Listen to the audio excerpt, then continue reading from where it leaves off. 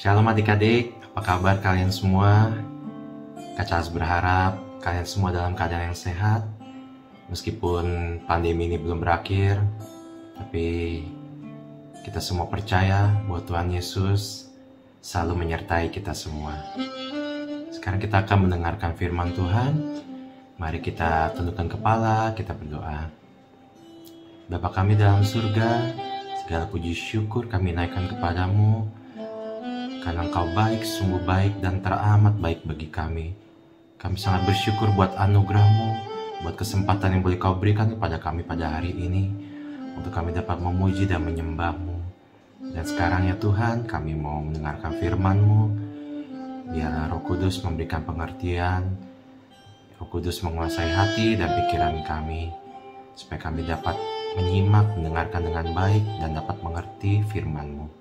Terima kasih ya Tuhan, di dalam nama Tuhan Yesus kami telah berdoa dan mengucap syukur. Haleluya, amin.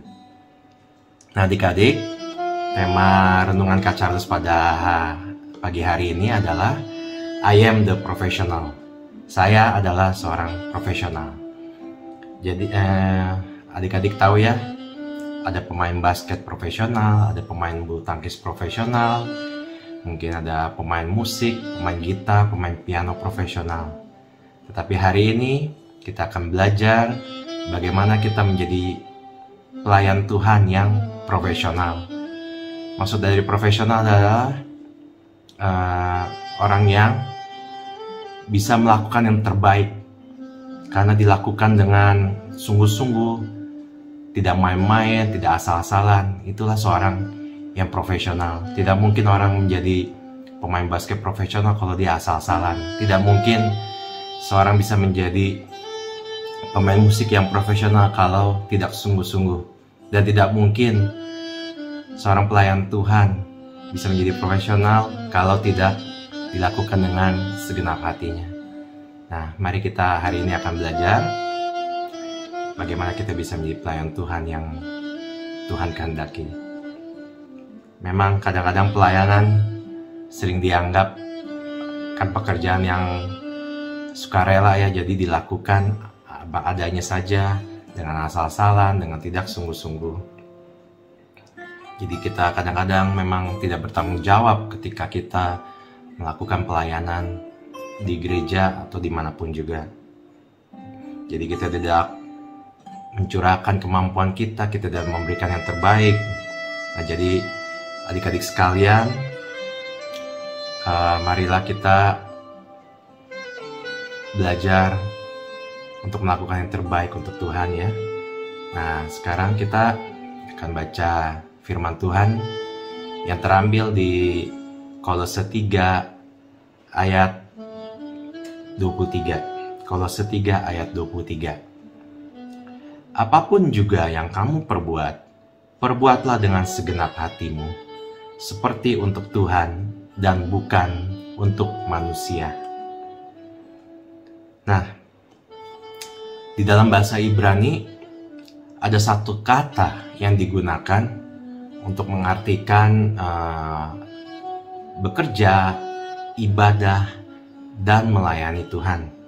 Jadi satu kata yang sama mengandung 3 makna yang berbeda. Satu kata tersebut adalah avodah.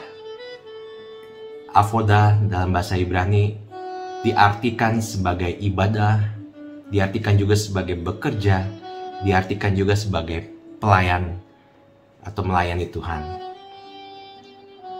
Jadi 3 hal ini adalah satu kesatuan yang tidak dapat dipisahkan.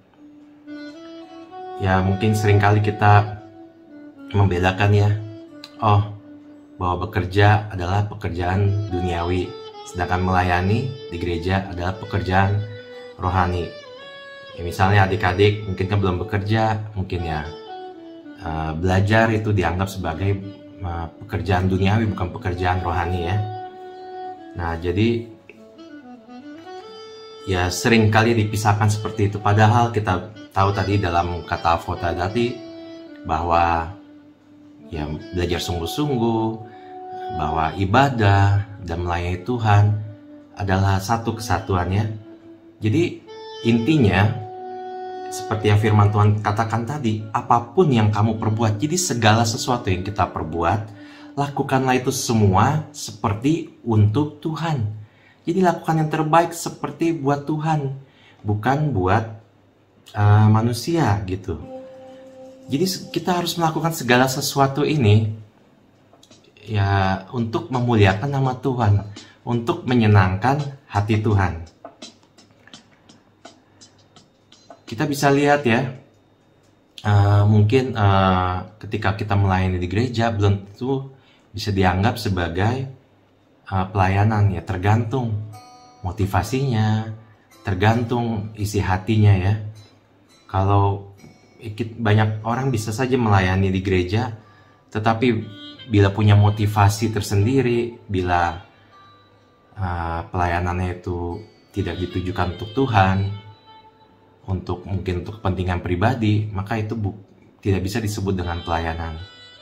Nah, tapi ketika adik-adik misalnya belajar dengan sungguh-sungguh, membantu orang tua dengan rajin di rumah di masa pandemi ini, ketika adik-adik melakukannya untuk menyenangkan hati Tuhan, untuk memuliakan Tuhan, maka itu bisa disebut dengan pelayanan.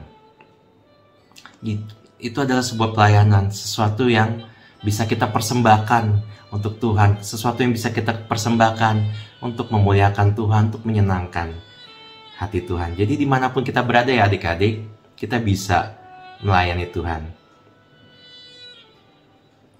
Nah, jadi Paulus yang dituliskan tadi dalam Kolose 3 ayat 23, kenapa Paulus menuliskan ini? Karena jemaat di Kolose mulai dipengaruhi oleh kebudayaan Yunani, yang mana mereka membedakan pekerjaan rohani dengan pekerjaan duniawi ya. Jadi jemaat Kolose jadi lebih fokus ke pekerjaan rohani.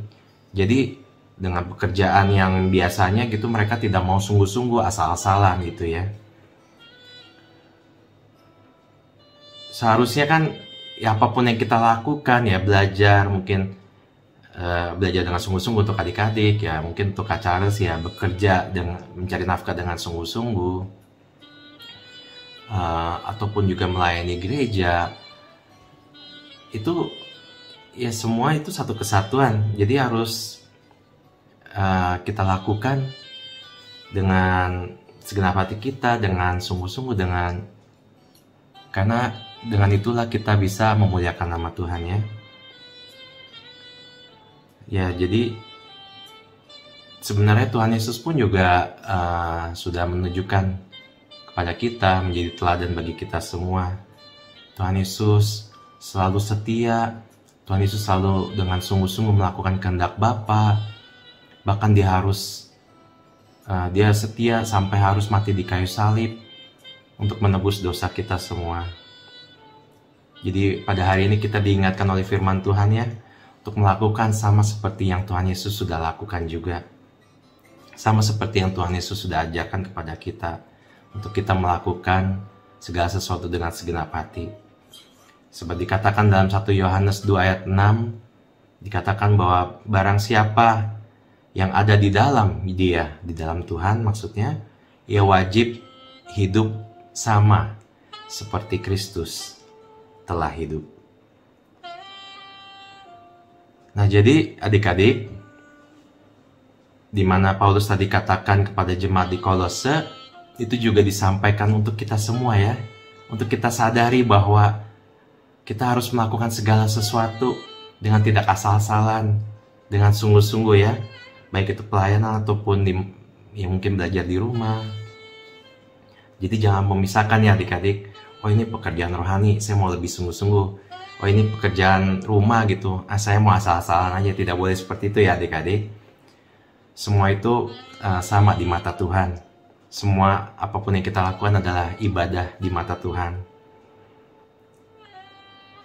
Jadi kita, pesan Paulus tadi mengingatkan kita ya, untuk sungguh-sungguh melakukan segala sesuatu ya. Kita kenapa kita harus melakukan segala sesuatu dengan sungguh-sungguh, dengan segenap hati? Karena kita anak-anak Tuhan, sudah diselamatkan, sudah ditebus dosa-dosanya. Inilah ungkapan syukur kita atas karya penyelamatan Tuhan Yesus Kristus bagi kita semua. Inilah yang dapat kita balas kasih setia Tuhan. Ketika kita menerima Yesus sebagai juru selamat, maka kita menjadi anak-anak kerajaan Allah. Kita menjadi bait sucinya Allah. Dan inilah ibadah yang bisa kita lakukan. Lakukan segala sesuatunya seperti untuk Tuhan ya. Kita harus curahkan yang terbaik dalam pelayanan. Ya mungkin adik-adik pasti berbeda-beda ya, kemampuannya, talentanya. Mungkin ada yang bisa bermain musik, mungkin ada yang bisa bernyanyi, mungkin ada yang bisa multimedia, dan lain sebagainya. Mari kita pergunakan dengan sungguh-sungguh. Kita jangan sia-siakan yang Tuhan sudah berikan bagi kita. Mari kita bersatu hati, kita bersatu sebagai satu kesatuan tubuh Kristus untuk melayani Dia, untuk menyenangkan hati Tuhan. Nah, jadi dari Kolose 3 ayat 23 tadi, kita belajar ya adik-adik.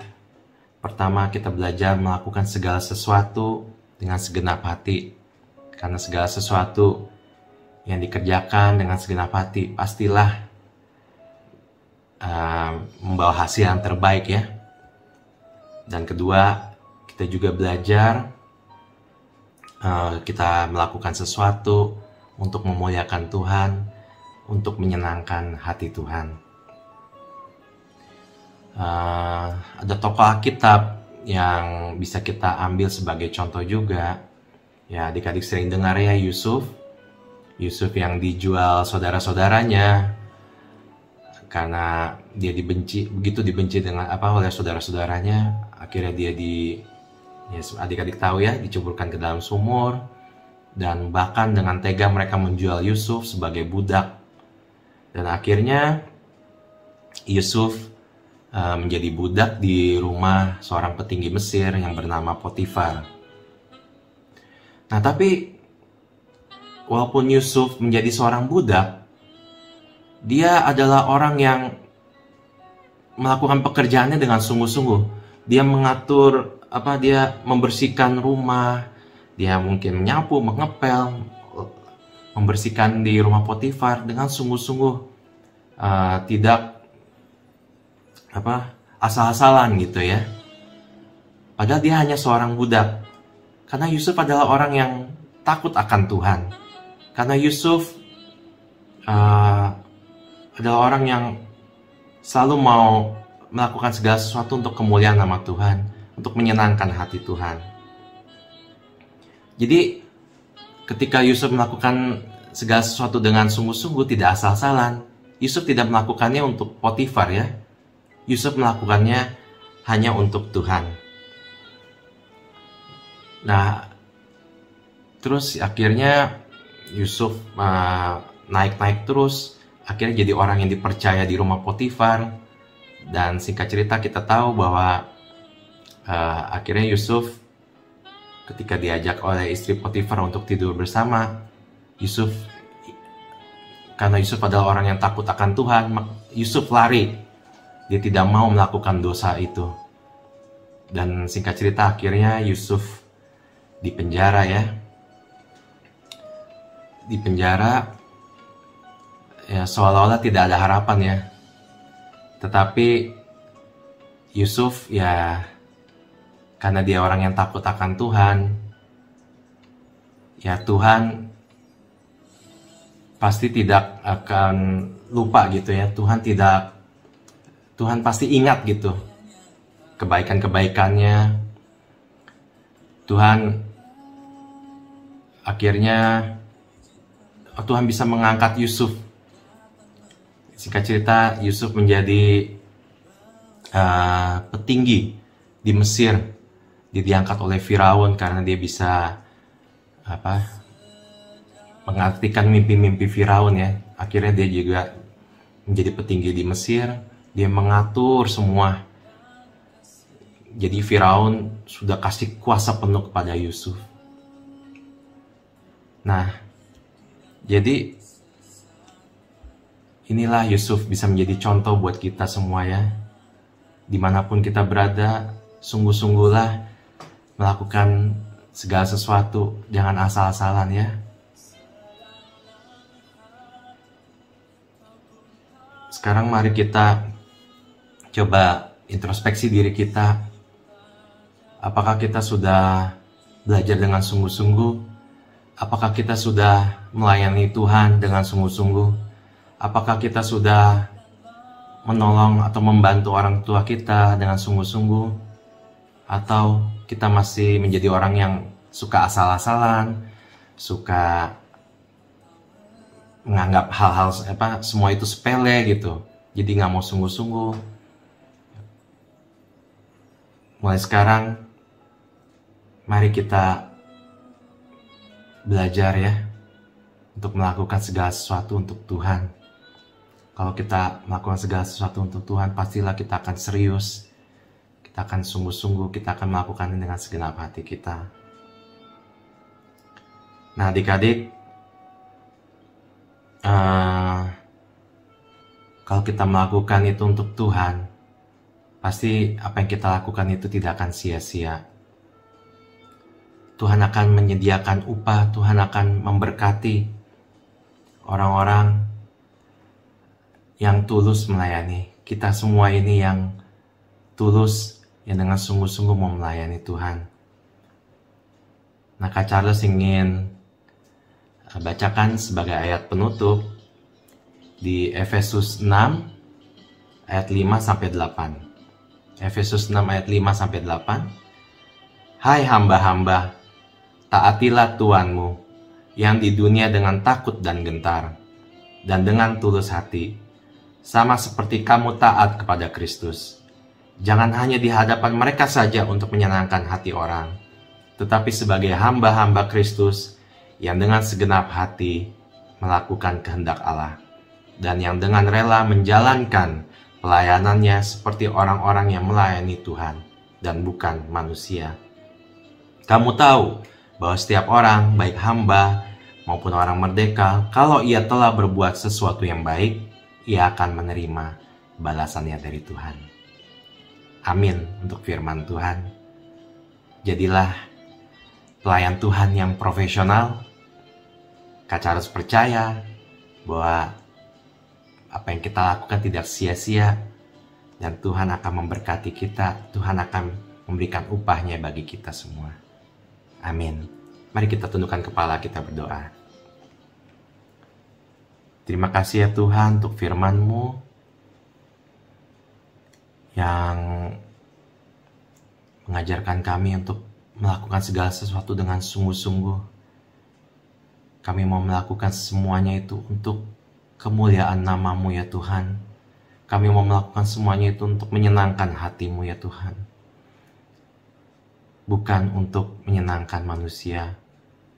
Ampuni kami Tuhan ketika kami kadang-kadang tidak sungguh-sungguh, kami main-main, ketika kami melayani-Mu, ketika kami belajar, ketika kami membantu atau menolong orang tua kami.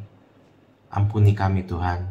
Mulai saat ini, kami mau melakukan segala sesuatu dengan segenap hati kami, dengan sungguh-sungguh, dan tidak main-main lagi ya Tuhan.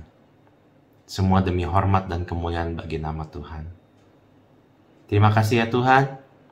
Di dalam nama Tuhan Yesus, kami telah berdoa dan kami mengucap syukur. Haleluya. Amin. Ya, terus semangat adik-adik ya. Dimanapun adik-adik berada, Tuhan Yesus menyertai. Amin. Tuhan Yesus memberkati kita semua.